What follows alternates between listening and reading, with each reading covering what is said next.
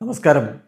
Rafter ഫുട്ബോളിലേക്ക് അവർക്കും സ്വന്തം. ടോമി മാർക്കേസ് ഇന്നലെ കുറച്ച് സമയം മാത്രമാണ് അവൻ കളിക്കാൻ ഇറങ്ങിയത്. അവൻ്റെ ഡെബ്യൂ, ഒഫീഷ്യൽ ബാഴ്സ ഡെബ്യൂ. 19 വയസ്സേ ഉള്ളൂ. വലിയ പ്രതീക്ഷയിലാണ് ഇപ്പോൾ ബാഴ്സ ആരാധകർ അവൻ്റെ കാര്യത്തിലുള്ളത്.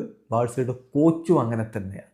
കോച്ച് പറയുന്നത് അവൻ ഫ്രങ്കിയുടെ അനിയനാണെന്ന് തോന്നുന്നു എന്നാണ്. തമാശ പറഞ്ഞാണ് അദ്ദേഹം പറഞ്ഞത്. Tommy looks like Frenkie de Jong. Frenkie ഡിയോങ്ങിനെ പോലെ തോന്നുന്നുണ്ട് അവനെ കാണുമ്പോൾ.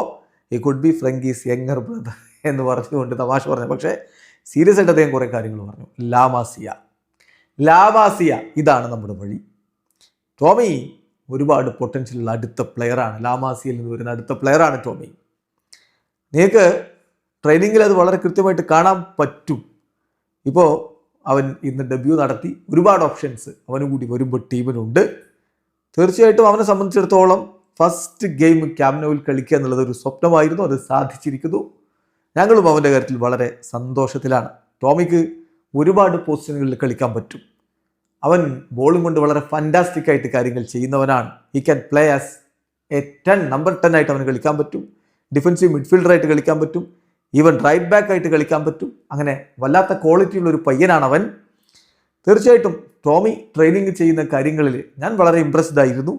തീർച്ചയായിട്ടും അവന് ഒരുപാട് സെൽഫ് കോൺഫിഡൻസും ഉണ്ട്. അപ്പോൾ അതാണ് അവൻ എപ്പോഴും തല ഉയർത്തി തന്നെ മുന്നോട്ട് പോകുന്ന ഒരുത്തനാണ്. എപ്പോഴും ട്രെയിനിങ്ങിൽ ഇമ്പ്രൂവ് ചെയ്യാൻ വേണ്ടി പരിശ്രമിക്കുന്നു.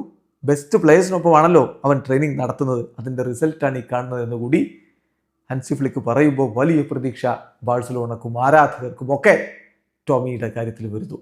വീഡിയോ അവസാനിക്കുന്ന ഫുട്ബോൾ ലോകത്തെ കൂടുതൽ വിശേഷങ്ങളുമായി റാഫ്റ്റോക്സ് എത്താം.